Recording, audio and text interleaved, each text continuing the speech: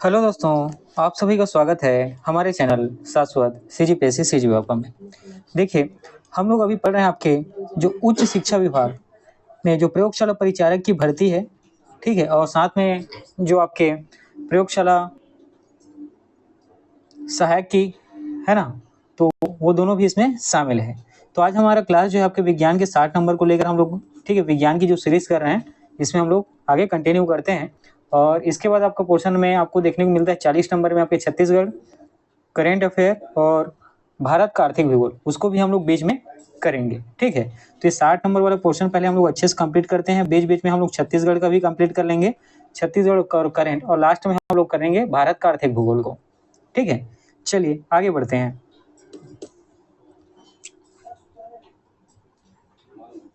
देखिएगा, ये आपका पहला प्रश्न है, साथ ही बहुत इंपॉर्टेंट ही प्रश्न है। सबसे पहले आप प्रश्न को हल करने से पहले प्रश्न को अच्छे से पढ़ेंगे। देखिए, एक व्यक्ति एक संवेदनशील तराजू पर खड़ा है। किस पर खड़ा है? तो याद रखिएगा, तराजू पर। यदि वह गहरी सांस अंदर लेता है तो तराजू की रीडिंग क्या होगी, यह बताना है। ए बढ़ेगी, बी घटेगी, सी रीडिंग पर कोई प्रभाव नहीं पड़ेगा, और डी वह बढ़ेगी या घटेगी यह वायुमंडलीय दाब पर निर्भर करेगा। देखिएगा, मान लीजिए ये कोई व्यक्ति है, ठीक है, यहाँ पे एक तराजू है, ठीक है, मान लीजिए आजकल डिजिटल जो तराजू है उस पर, ठीक है, ये डिजिटल तराजू है, इसमें एक व्यक्ति क्या है, खड़ा हुआ है। तो खड़े होने पर इस पे क्या करेगा, ये तराजू पर इसका जो वेट है, ठीक है, ये क्या होगा, इस पे लोड होगा, ठीक है। तो यहाँ पर मान लीजिए ये व्यक्ति है, इसका वजन कितना है, 55 kg है, ठीक है। और ये क्या करता है, थोड़ी देर के लिए सांस, है ना, सांस क्या करता है, अंदर की ओर लेता है, ठीक, या ऐसा कहें सांस अंदर की ओर खींचता है, ठीक। तो इसके वजन में क्या होगा ये आपको बताने हैं। ऑप्शन ए बढ़ेगी, ऑप्शन बी घटेगी, ऑप्शन सी रीडिंग में कोई प्रभाव नहीं पड़ेगा, और ऑप्शन डी वह बढ़ेगी या घटेगी या वायुमंडलीय दाब पर निर्भर करेगा। तो यहाँ पर ऑप्शन ए बढ़ेगी, ठीक है। चलिए अब देखते हैं, आपका ऑप्शन ए सही हो जाएगा। यह व्यक्ति है, ये क्या करता है, सांस को अंदर खींचकर क्या करता है, रखता है, ठीक है, सांस को अंदर खींचकर क्या करता है, रखता है। तो यहाँ पर ठीक है, देखिएगा, जैसे मान लीजिए ये व्यक्ति है, अगर ये 1 लीटर वायु या 1 लीटर सांस को अंदर खींच कर रखता है तो ये कितने ग्राम होता है, 1.225 ग्राम वजन होता है, ठीक है। देखिए, पहले व्यक्ति का वजन 55 किलो था, अब ये क्या करता है, मान लीजिए 1 लीटर वायु या 1 लीटर सांस को क्या करता है, खींच के रखता है, तो इसका वजन में क्या होता है, 1.225 ग्राम की क्या होती है, बढ़ोतरी होती है, ठीक है, इतने ग्राम की बढ़ोतरी होती है। तो यही बताया गया है कि एक व्यक्ति एक संवेदनशील तराजू पर खड़ा है, यदि वह गहरी सांस लेता है तराजू की रीडिंग क्या हो जाएगी, बढ़ जाएगी, ठीक है। चलिए आगे बढ़ते हैं नेक्स्ट प्रश्न पर। देखिएगा, ये आपका अगला प्रश्न है, ठीक है, ये आपका अगला प्रश्न है, और इसमें आपसे पूछा गया है निम्नलिखित में से कौन सा सदिश नहीं है। सदिश नहीं कहने का मतलब क्या होगा, या तो अदिश होगा, सदिश नहीं है इसका मतलब क्या होगा, अदिश होगा, ठीक है। ए विस्थापन, बी वेग, सी बल, डी आयतन। तो इस प्रश्न का सही उत्तर होगा आपका आयतन। आयतन क्या है, सदिश नहीं है, आयतन क्या है, अदिश है, ठीक है। अब हम लोग देखते हैं सदिश और अदिश में, ठीक, सदिश और अदिश के बारे में हम लोग डिस्कस करते हैं। तो सदिश राशियां, ठीक है, सदिश राशियां क्या होती हैं, तो सदिश राशियों के बारे में याद रखिएगा, ठीक है। जिन राशियों को आप व्यक्त करने के लिए या प्रेजेंट करने के लिए, ठीक है, आपको दो चीजें चाहिए होती हैं।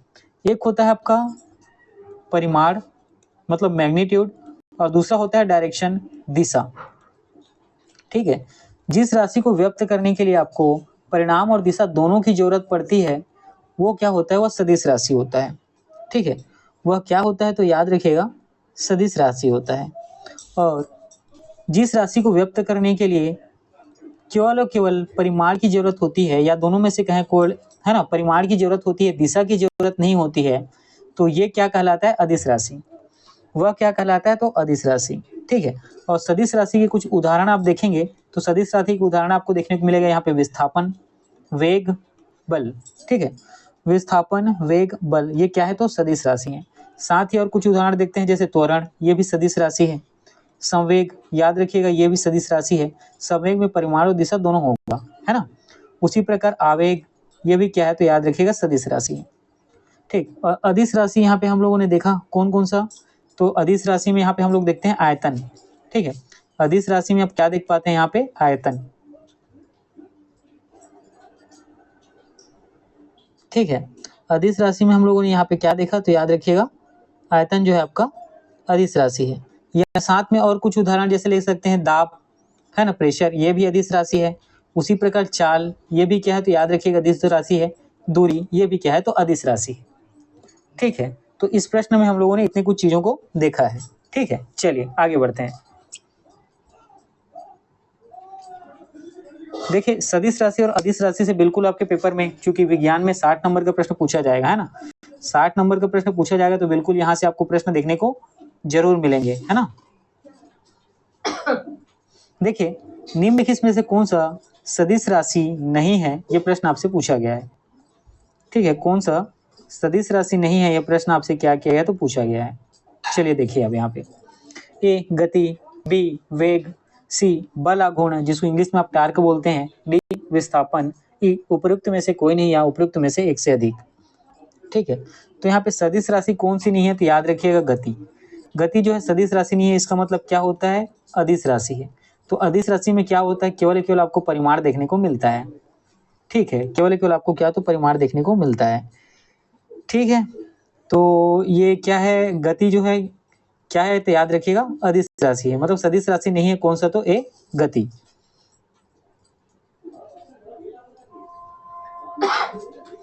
ठीक है, और उसके बाद यहाँ पे देखिएगा सदिश राशि में आपका वेग आता है।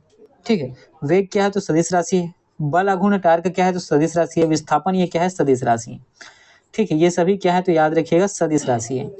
ठीक है, सदिश राशि में अगर हम लोग और कुछ देखें, जैसे यहाँ पे है बल। ठीक है, बल आपका फोर्स क्या है तो याद रखिएगा सदिश राशि है। उसी प्रकार त्वरण हम लोगों ने देखा, ये क्या है तो याद रखिएगा सदिश राशि है। संवेग क्या होता है तो याद रखिएगा ये भी सदिश राशि है ना, संवेग भी आपका क्या है तो सदिश राशि है। ठीक है, और अदिश राशि में हम लोग देखते हैं जैसे कि यहाँ पे गति, ये जो है अदिश राशि है। ठीक है, गति जो है अदिश राशि है। उसी प्रकार आयतन, ठीक है, आयतन भी आपका क्या है तो अदिश राशि है, याद रखना है। दाब ये भी अदिश राशि है। चाल अदिश राशि है। दूरी अदिश राशि है। ठीक है, तो इतनी चीजों को आपको याद रखना है। चलिए आगे बढ़ते हैं।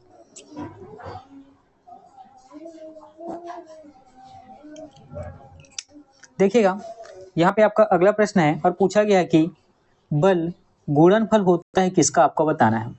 ऑप्शन ए द्रव्यमान और वेग का, ठीक है, मतलब मास और वेलोसिटी का, द्रव्यमान और त्वरण का, m इंटू ए मास और एसिलेरेशन का, भार एवं वेग। ठीक है, भार वेट इंटू किसका वेग का, और भार और त्वरण वेट इंटू ए। तो बल गुणनफल होता है किसका, तो यहाँ पे आप लोग बहुत है ना स्कूल के समय पढ़े होंगे, F इक्वल टू क्या होता है ma। तो बल किसका गुणनफल होता है तो याद रखिएगा द्रव्यमान और त्वरण का। ठीक है, बल किसका गुणनफल होता है तो याद रखिएगा ऑप्शन बी आपका सही हो जाएगा, द्रव्यमान और त्वरण का। ठीक है, चीजें क्लियर हुई। चलिए आगे बढ़ते हैं। देखिएगा यह आपका अगला प्रश्न है। अगला प्रश्न में आपसे बोला गया है ऊर्जा संरक्षण का आशय क्या है बताने हैं। ऑप्शन ए ऊर्जा का सृजन और विनाश होता है। बी ऊर्जा का सृजन हो सकता है। सी ऊर्जा का सृजन न तो हो सकता है परंतु विनाश हो सकता है। ऑप्शन डी ऊर्जा का न तो सृजन हो सकता है और नहीं विनाश। तो इस प्रश्न का सही उत्तर होगा ऑप्शन डी हो जाएगा, ऊर्जा का न तो सृजन हो सकता है और नहीं विनाश। ठीक है, देखिएगा ऊर्जा संरक्षण, ठीक, ऊर्जा संरक्षण का सिद्धांत क्या होता है, तो ऊर्जा संरक्षण का सिद्धांत होता है, ये आप याद रखेंगे। ठीक है, ऊर्जा का न तो सृजन होता है, ठीक है, ऊर्जा का न ही तो सृजन होता है और न ही ऊर्जा का क्या होता है विनाश होता है।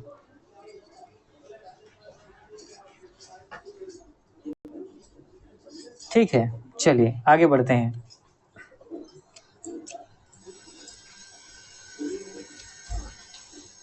देखिएगा ये आपका अगला प्रश्न है, ये आपका अगला प्रश्न है। अब देखिए सबसे पहले प्रश्न को पढ़िए आप। हमारे द्वारा उपयोग किए जाने वाले ऊर्जा के अधिकांश स्रोत संग्रहित और ऊर्जा का प्रतिनिधित्व करते हैं। निम्नलिखित में कौन सा अंतर सूर्य की ऊर्जा से व्युत्पन्न नहीं होता? मतलब सूर्य की ऊर्जा से कौन सा उत्पन्न नहीं होता, ये पूछा गया है।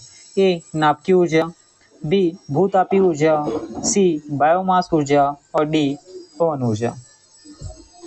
ठीक है, तो यहाँ पर आपका जो सही उत्तर होगा, यहाँ पर हो जाएगा ए नाभिकीय ऊर्जा और बी भूतापीय ऊर्जा। ये दोनों ही आ जाएंगे। ये दोनों जो है याद रखिएगा, सूर्य के प्रभाव से, ठीक है, सूर्य के प्रभाव से ये क्या है, बिल्कुल ही तरह से अप्रभावित है। ठीक है, ये दोनों क्या है, सूर्य के प्रभाव से बिल्कुल भी अलग है ना। और बायोमास ऊर्जा और पवन ऊर्जा, इनका वायुमंडली में पर सूर्य का प्रभाव पड़ता है। ठीक है, तो याद रखिएगा। देखते हैं, जैसे समझिएगा जी, यहाँ पे है, पहले भूतापीय ऊर्जा को देख लेते हैं। ठीक, तो भूतापीय ऊर्जा जो है ये सूर्य के द्वारा उत्पन्न नहीं होता है, सबसे पहले तो याद रखिएगा।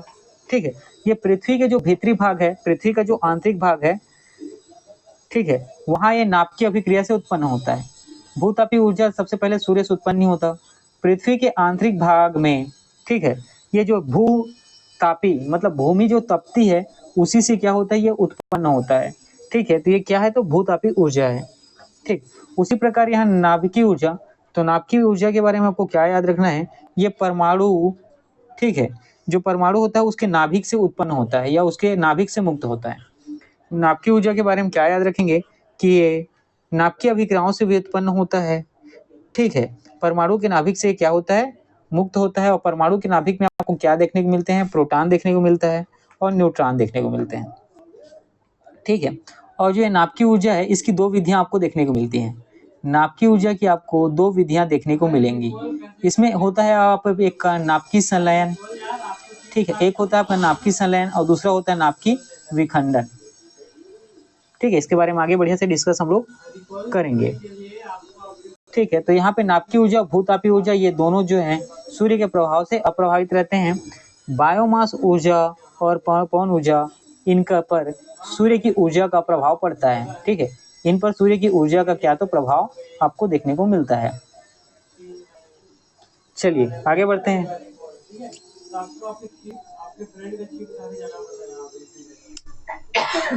देखिएगा, वायु शक्ति जिसको क्या बोलते हैं, विंड पावर, मतलब हवा से क्या करना, ऊर्जा उत्पन्न करना। ठीक है, वायु शक्ति विंड पावर में ऊर्जा का कौन सा रूप विद्युत ऊर्जा में परिवर्तित होता है? ए गतिज ऊर्जा, बी स्थितिज ऊर्जा, सी सौर ऊर्जा, डी विकिरण ऊर्जा। तो यहाँ पर याद रखिएगा ऑप्शन ए गतिज ऊर्जा, ये आपका सही उत्तर हो जाएगा। है ना, आप लोगों ने पवन चक्की का नाम सुना होगा, बहुत सारे पिक्चर में आप लोगों ने पवन चक्की देखा होगा, या स्कूल के किसी नोटबुक में, है ना, या स्कूल के किसी बुक में आप लोगों ने देखा होगा। देखिए इस तरीके का स्ट्रक्चर आपको देखने को मिलता है। ठीक है, इस तरीके से इसमें पंखा लगा होता है ना, इस तरीके से इसमें क्या होता है, पंखा लगा होता है और वायु, है ना, वायु के माध्यम से ये क्या करता है, गति करता है। ठीक, वायु के माध्यम से पंखा क्या है, घूमता है, और वायु जितनी तेज होगी ये उतना तेज क्या करता है, घूमता है। तो ये क्या करता है, बेसिकली गति करता है। ठीक है, ये क्या करता है, बेसिकली आप लोगों ने यहाँ पे देखा तो गति करता है। तो यही वो पूछा गया कि वायु शक्ति विंड पावर में ऊर्जा का कौन सा रूप विद्युत ऊर्जा। तो ये जब बहुत तेज तेज गति करता है तो इससे क्या उत्पन्न किया जाता है, विद्युत उत्पन्न किया जाता है। तो यहाँ पर क्या हो रहा है, गतिज ऊर्जा का विद्युत ऊर्जा में परिवर्तन हो रहा है। ठीक है, चलिए आगे बढ़ते हैं।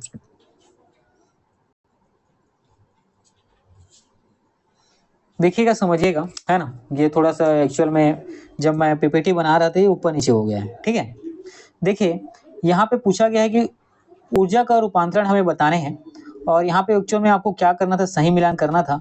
इसमें पहले में दिया है उष्मा से विद्युत, ठीक है, दूसरा दिया है विद्युत से ध्वनि,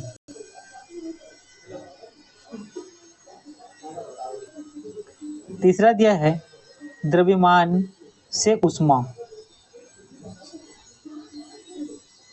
और चौथा दिया है रासायनिक से, है ना, रासायनिक से ऊष्मा एवं प्रकाश।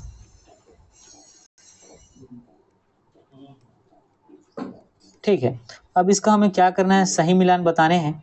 तो यहाँ पर पहले में दिया था कार ब्रेकिंग, ठीक है, दूसरा में आपका दिया है नाभिकीय रिएक्टर,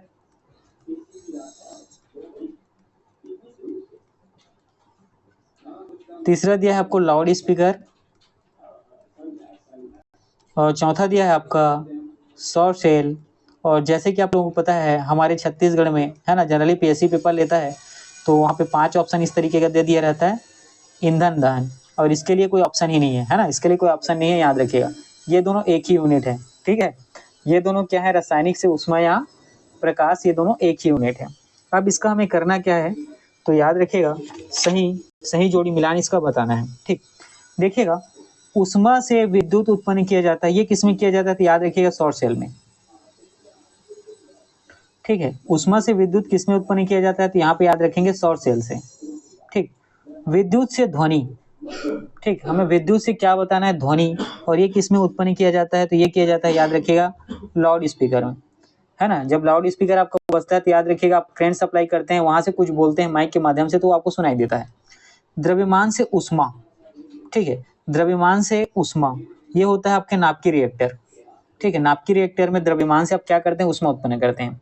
उसी प्रकार रासायनिक से उष्मा एवं प्रकाश, ये किससे किया जाता है, तो याद रखिएगा ईंधन दहन से, ठीक है। कोई रासायनिक ईंधन होता है, उसको दहन करते हैं तो उससे क्या मिलता है आपको, प्रकाश या उष्मा मिलता है, ठीक है। चलिए आगे बढ़ते हैं।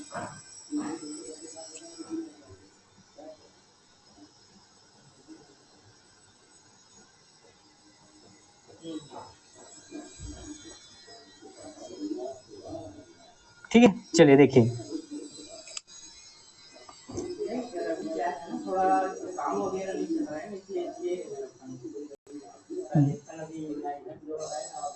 गति को सर्वप्रथम किसने परिभाषित किया, ठीक है, ये आपको बताना है ना। गति को सर्वप्रथम किसने परिभाषित किया है, ये प्रश्न आपसे पूछा गया है। ए गैलीलियो ने, बी केपलर ने, सी केपलर ने, बी न्यूटन ने, डी टॉल्मी, ई उपर्युक्त में से कोई नहीं या उपयुक्त में से एक से अधिक,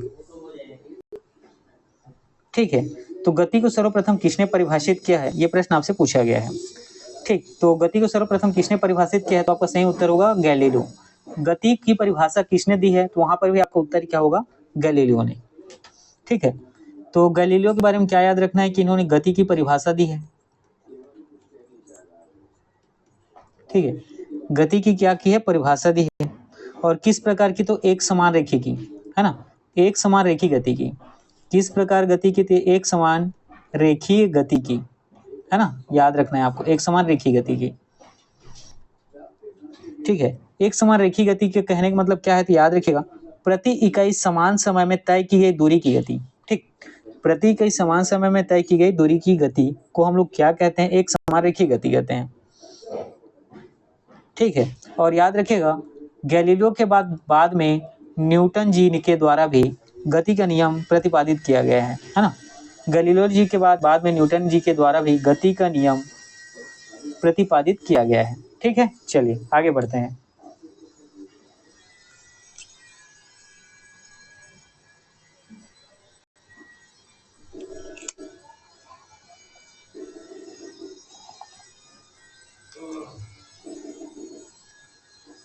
देखिएगा, अब यहाँ पे अगला प्रश्न है आपको, न्यूटन की गति का पहला नियम किस रूप में जाना जाता है या किस नाम से जाना जाता है, प्रश्न आपसे पूछा गया है। ए गुरुत्वाकर्षण, बी जड़ता का नियम, सी संवेग के संरक्षण का नियम, डी ऊर्ध्वाधर गति। तो याद रखिएगा, न्यूटन की गति के पहले नियम को जड़ता का नियम ही कहते हैं, ठीक है। न्यूटन के गति के पहले नियम को जड़ता का नियम या जड़त्व का नियम भी के नाम से जाना जाता है, ठीक है, जड़त्व के नियम के नाम से भी जाना जाता है। अब जड़ता का नियम या जड़त्व का नियम ये कहता क्या है, तो याद रखिएगा, कोई भी वस्तु, ठीक है, कोई भी वस्तु जो है तब तक अपनी स्थिति को बनाए रखती है या तब तक अपनी स्थिति में किसी भी प्रकार का परिवर्तन नहीं करती है जब तक कि उस पर कोई बाह्य बल वर्क ना करे, ठीक है। कहने का मतलब ये है, अगर कोई वस्तु विराम अवस्था में है तो विराम अवस्था में ही रहेगी जब तक कोई बाहरी बल उस पर न लगाया जाए। यदि कोई वस्तु, ठीक है, गति अवस्था में है तब तक वो गति अवस्था में ही रहेगा जब तक कि उस पर कोई बाह्य बल कार्य न करता हो, ठीक है। तो यही क्या है, आपका जड़ता का नियम है, ठीक है, जड़त्व का नियम है या न्यूटन की गति का पहला नियम है, ठीक है। चलिए आगे बढ़ते हैं। देखिएगा, ये आपका अगला प्रश्न है,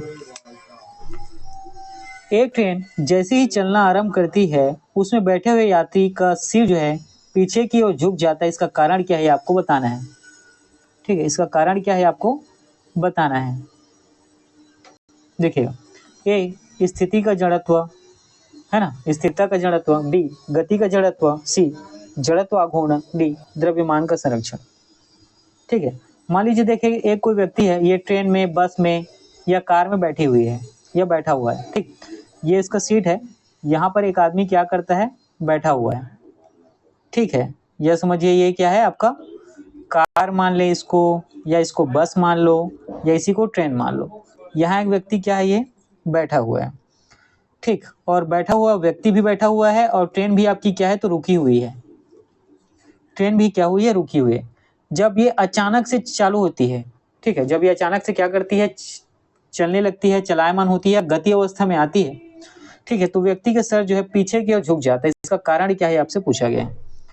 ठीक है, तो यहाँ तक चीजें समझ में आई। जैसे ही ये क्या है ना चलने लगेगी, तो ये व्यक्ति जो है ये क्या करता है, सीट में बैठा हुआ होता है, तो इसका जो है पैर वाला जो निचला हिस्सा है ये क्या है, ठीक है, इसमें है ना, पैर वाला निचला हिस्सा जो है किसमें, या तो बस में, ट्रेन में या कार में क्या होता है,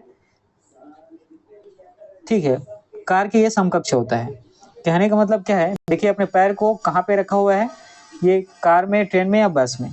तो व्यक्ति के ये जो निचला हिस्सा है ये क्या होता है, स्थिर अवस्था में होता है। ये क्या होता है, स्थिर अवस्था में रहता है। ट्रेन जो है या बस या कार अचानक से चलती है, तो ये तो ठीक है, क्योंकि इसमें क्या है सटा हुआ है, तो ये अपनी स्थिर अवस्था में ही रहता है। लेकिन ऊपर की जो है हिस्सा जो है, ठीक है, मनुष्य के शरीर का ऊपर हिस्सा जो है ये क्या करता है, ट्रेन के चलने, बस के चलने या कार के चलने से गतिमान अवस्था में आ जाता है।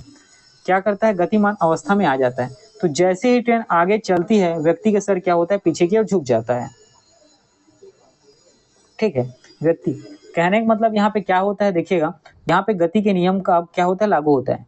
ठीक है, ट्रेन रुकी हुई है, बस रुकी हुई है, कार रुकी हुई है, व्यक्ति उसमें बैठा हुआ है, तो भी क्या होता है, रुका हुआ अवस्था में होता है, विराम अवस्था में। लेकिन जब ट्रेन चलती है तो व्यक्ति का निचला हिस्सा जो उसमें सटा हुआ होता है वो क्या होता है, विराम अवस्था में। लेकिन शरीर का ऊपर हिस्सा क्या होता है, वो गतिमान अवस्था में ट्रेन के समकक्ष आ जाता है, और वो क्या करता है, गति अवस्था का, ठीक है, विरोध करता है। इस कारण उसका क्या होता है, शरीर का ऊपर हिस्सा जो सर वाला हिस्सा है पीछे की ओर झुक जाता है। ठीक है, चलिए आगे बढ़ते हैं। देखिएगा ये आपका अगला प्रश्न है ना, और ये प्रश्न बहुत बार पेपर में पूछा गया है। ठीक, इसका पहला वाला प्रश्न भी बहुत पूछा गया है, बहुत बार। तो ये इंपॉर्टेंट प्रश्न है, सबसे पहले तो आपको ये याद रखना है। देखिएगा, सड़क पर चलने की अपेक्षा बर्फ पर चलना कठिन होता है क्योंकि ए बर्फ सड़क से सख्त होती है, बी सड़क बर्फ से सख्त होती है, सी जब हम अपने पैरों से धक्का देते हैं तो बर्फ कोई प्रतिक्रिया व्यक्त नहीं करता, ऑप्शन डी बर्फ में सड़क की अपेक्षा घर्षण कम होता है। देखिएगा, तो यहाँ पर जो आपका सही उत्तर होगा ये ऑप्शन डी, ये हो जाएगा आपका ऑप्शन डी, बर्फ में सड़क की अपेक्षा घर्षण क्या होता है, कम होता है। देखिए, गति के लिए क्या सबसे ज्यादा जरूरी है, तो याद रखिएगा घर्षण। आपको तेज गति करना है तो आपकी घर्षण भी क्या होनी चाहिए, तेज होनी चाहिए। ठीक है, समझिएगा इसको। ठीक, देखिए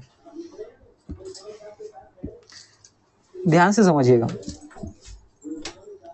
देखिए, बिना घर्षण के आप क्या नहीं कर पाएंगे, आप चल नहीं पाएंगे। बिना घर्षण के ना ही तो आप चल पाएंगे, ना ही तो आप दौड़ पाएंगे। ठीक है, बिना घर्षण के आप ना तो ही चल पाएंगे और ना ही क्या कर पाएंगे, दौड़ पाएंगे। ठीक है, पृथ्वी अब क्या करते हैं, जैसे कि आप चलते हैं या आप दौड़ते हैं, दोनों ही कंडीशन में क्या होता है, आपका पैर जो है जमीन की ओर क्या करता है, बल लगाता है। ठीक है, जमीन की ओर क्या करता है, बल लगाता है।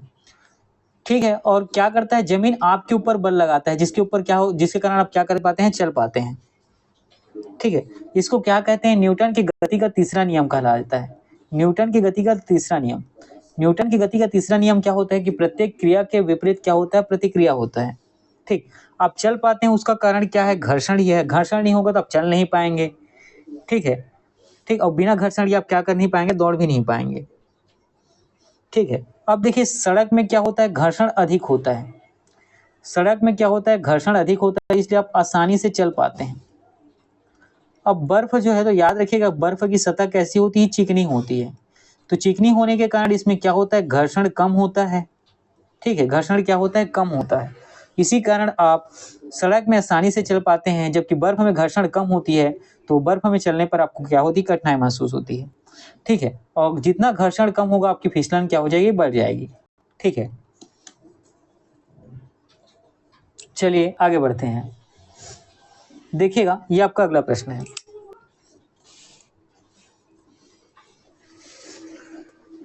देखिएगा, प्रत्येक क्रिया के लिए एक समान और विपरीत प्रतिक्रिया होती है। ये नियम किसने दिया, तो देखिएगा, ए न्यूटन ने, बताइए। बी आइंस्टीन जी ने,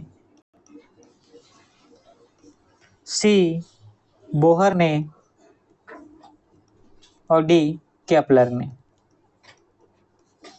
ठीक है, तो प्रत्येक क्रिया के लिए एक समान और विपरीत प्रतिक्रिया होती है, नियम किसने दिया, तो याद रखिएगा ऑप्शन ए न्यूटन आपका सही उत्तर हो जाएगा। यहाँ पर याद रखिएगा न्यूटन आपका सही उत्तर हो जाएगा। देखिएगा, ये आपका अगला प्रश्न है। एक प्रभावी कोरियोलिस बल का किस कारण होता है, ये आपको बताने हैं। ए सौर प्रणाली, बी पृथ्वी का घूर्णन, सी पृथ्वी का आंतरिक भाग, डी कोलोराडो और घाटी धारा, ई उपयुक्त में से कोई नहीं या उपयुक्त में से एक से अधिक। ठीक है, तो एक प्रभावी कोरियोलिस बल किस कारण होता है, तो इसका सही उत्तर हो जाएगा पृथ्वी का घूर्णन। ठीक है, पृथ्वी का घूर्णन ही आपका सही उत्तर हो जाएगा। देखिएगा, सबसे पहले समझिए कि वायुमंडल में, ठीक है, ये हमारा पृथ्वी है और पृथ्वी के ऊपर वाले क्षेत्र में आपको वायुमंडल देखने को मिलता है। तो इसकी जो है दाब में क्या होता है, परिवर्तन आपको देखने को मिलता है, या दाब में भिन्नता पाई जाती है। ठीक है, इसके दाब में क्या होती है, भिन्नता पाई जाती है। ठीक है, और दाब में जब भिन्नता रहेगी तो इसमें वो जो वायु गति करेगा उसमें भी भिन्नता आपको देखने को मिलेगा। तो वायु की गति में भी क्या होती है, अलग अलग, ठीक है, परिवर्तन आपको देखने को मिलता है। ठीक है, और साथ में याद रखिएगा वायु जो है या हवा जो है वो उच्च दाब से निम्न दाब की ओर क्या होती है, प्रभावित होती है। ठीक है, तो पृथ्वी भी अपने अक्ष पर, ठीक है, ये पृथ्वी जो है ये अपने अक्ष पर क्या करता है, घूर्णन करता है, आप सबको पता होगा। और उसी की वजह से क्या होता है, दिन और रात और 24 घंटे का समय आपको देखने को मिलता है। तो ये क्या करता है, पवनों की दिशा को प्रभावित करता है। पृथ्वी जो अपने अक्ष पर घूर्णन करता है, तो ये क्या करता है, जो हवा की दिशा को प्रभावित करता है। ठीक, और ये पृथ्वी के द्वारा जब घूर्णन करता है तो उसके कारण जो बल उत्पन्न होता है, ठीक है, पृथ्वी जब घूर्णन करता है तो उसके कारण जो बल उत्पन्न होता है उसी को कोरियोलिस बल कहा जाता है। उसी को क्या कहा जाता है, कोरियोलिस बल कहा जाता है। और कोरियोलिस बल जो है अक्षांश के कोण के सीधा समानुपात में बढ़ता है। सिंपल से ये समझिए, कोरियोलिस के बल में ये हो गया आपका ध्रुव, ठीक है, और ये क्या है, विषुवत रेखा है। विषुवत रेखा में आपको क्या याद रखना है कोरियोलिस बल के बारे में, कि विषुवत रेखा पर कोरियोलिस बल का, ठीक है, विषुवत रेखा में कोरियोलिस बल का प्रभाव जो है क्या होता है, 0 होता है। ठीक है, और ध्रुवों पर, दोनों ध्रुवों पर, ये उत्तरी ध्रुव है, दक्षिणी ध्रुव है, दोनों ध्रुवों पर कोरियोलिस बल का जो है क्या देखने को मिलता है, ये रहता है आपका सर्वाधिक देखने को मिलता है। कोरियोलिस बल ज्यादा कहाँ लगता है या सर्वाधिक लगता है, दोनों ध्रुवों पर, उत्तरी ध्रुव और दक्षिणी ध्रुव में। और विषुवत रेखा पर कोरियोलिस बल क्या होता है, 0 होता है, प्रभावहीन होता है। चलिए आगे बढ़ते हैं। देखिएगा, ये आपका अगला प्रश्न है। ठीक है, ये आपका अगला प्रश्न है और इसमें बोला क्या गया है, देख पढ़िए। किसी बल्लेबाज द्वारा क्रिकेट की गेंद को मारने पर गेंद समतल जमीन पर लुढ़कती है। कुछ दूर लुढ़कने के पश्चात गेंद रुक जाती है। गेंद रुकने के लिए धीमी होती है क्योंकि, देखिए यहाँ पे एक,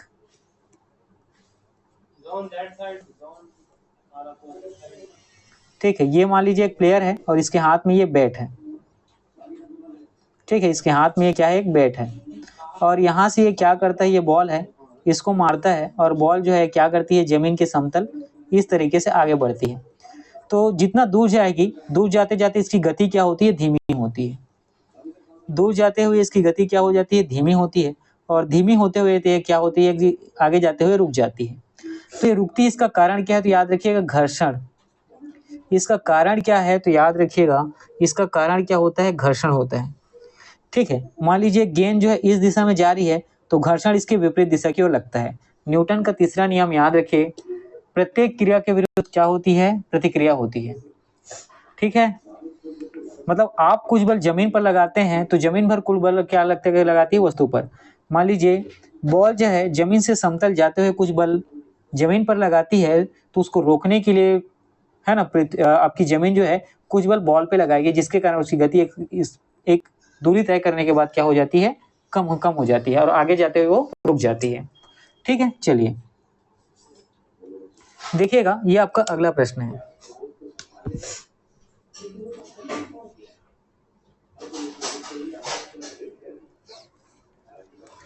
त्वरण ज्ञात करने के लिए सही सूत्र कौन सा, ये हमें बताने हैं। Option A equal to V minus U upon T, option B equal to U plus V T, C A equal to V plus U upon T और D A equal to V plus U upon two.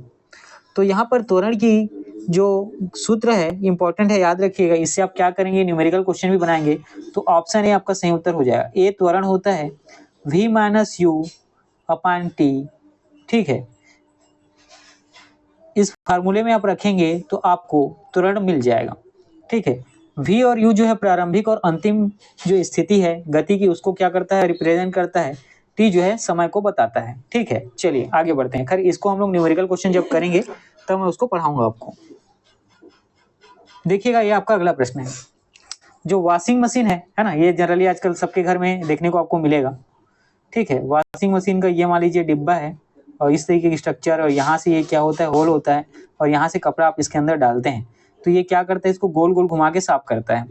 तो washing machine का कार्य सिद्धांत कैसा होता है। ए अपकेंद्रण, B उत्क्रम परासरण, सी उत्क्रमण परासरण, D अपोहन, B अपोहन और D विसरण। तो याद रखिएगा, वॉशिंग मशीन का कार्य सिद्धांत क्या होता है। यहाँ पर ऑप्शन ए आपका अपकेंद्रण सही हो जाएगा। देखिए ये क्या होता है, मान लीजिए ये आपका वॉशिंग मशीन है, यहाँ पर आपका होल है, यहाँ से आप कपड़ा डालते हैं। तो कपड़ा जब इसमें आप इतना सारा डालेंगे, ये क्या करता है, ये इसको इस तरीके से घुमाता है। ठीक, घुमाता है और इसकी दीवारों पर क्या करता है, टकरावाता है। ठीक है, तो डिटर्जेंट और पानी मिलाए होते हैं तो उसकी गंदगी को इसमें टकरा कर क्या करता है, साफ करता है। तो ये क्या कर रहा है, इसके सेंटर से अपकेंद्रण है ना, बाहर की तरफ क्या कर रहा है, फोर्स लगा रहा है। अपने सेंटर से क्या कर रहा है, बाहर की तरफ फोर्स लगा रहा है ना। अपने सेंटर से कहाँ की तरफ फोर्स लगाता है, तो याद रखिएगा बाहर की दिशा में। ठीक है, अपने सेंटर से बाहर की दिशा की ओर फोर्स लगा रहा है। ठीक है, इसको ऐसा समझिए जैसे कि ये क्या है, ये केटली है, इसमें दूध रखा हुआ है। ठीक है, ये एक केटली है, इसमें आप क्या करते हैं, दूध रखते हैं और आप इसको दही निकालने के लिए इसे मथनी की सहायता से मथते हैं। तो आप इसको गोल गोल करेंगे तो ये क्या होता है, दूध का हिस्सा जो है इसके इस तरीके से बर्तन के, ठीक है, बर्तन में क्या करता है, टकराता है, मतलब बाहर की ओर इसमें बल लगता है। यही क्या है, तो आपका याद रखिएगा अपकेंद्रण है। ठीक है, चलिए आगे बढ़ते हैं।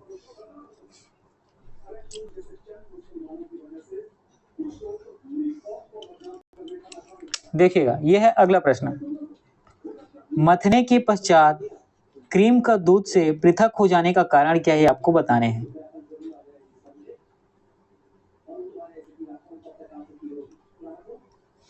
ठीक, मथने के पश्चात क्रीम का दूध से पृथक हो जाने का कारण क्या है, आपको बताना है। ए गुरुत्वाकर्षण बल, देखिएगा, ए गुरुत्वाकर्षण बल, बी ससंजक बल, सी अपकेंद्री बल, डी उपयुक्त में से कोई नहीं।